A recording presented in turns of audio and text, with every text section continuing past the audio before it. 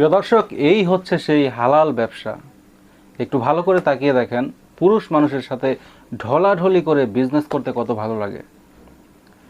আর এই যে আশেপাশে যে ক্যামেরা ধরে রাখছে, গত ভিডিওতে এদেরকে আমি বলে গালাগালি করেছিলাম। এর যথেষ্ট কারণটা আপনাদেরকে আরও একটু ব্যাখ্যা করি।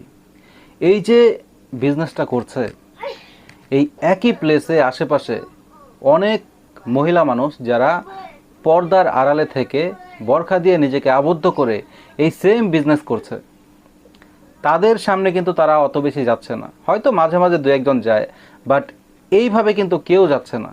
বাট এই মহিলার সামনে মনে হয় শত শত ক্যামেরা নিয়ে দাঁড়িয়ে আছে। এর কারণ কি?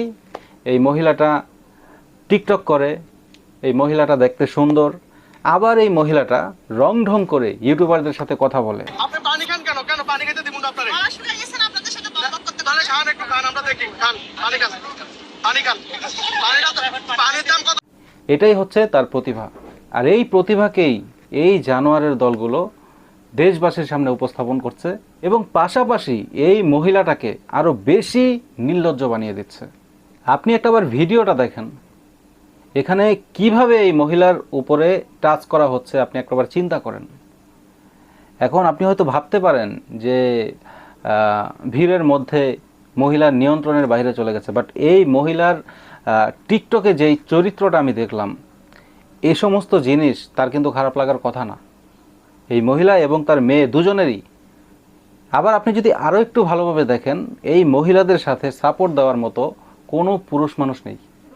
অর্থাৎ এদের অভিভাবক হিসেবে কোনো একজন পুরুষ মানুষ যে দরকার, এরকম কেউ নেই।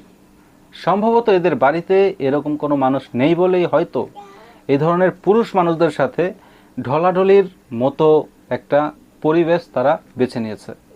আর এসব বিষয়গুলোকেই এইসব ইউটিউবার নামক কীট পতঙ্গগুলো মানুষের কাছে প্রচার করছে। আচ্ছা, আপনারা কি এই ধরনের ভিডিও যখন দেখেন, যাদের চ্যানেলে দেখেন, তাদেরকে কি সাবস্ক্রাইব বা ফলো করেন?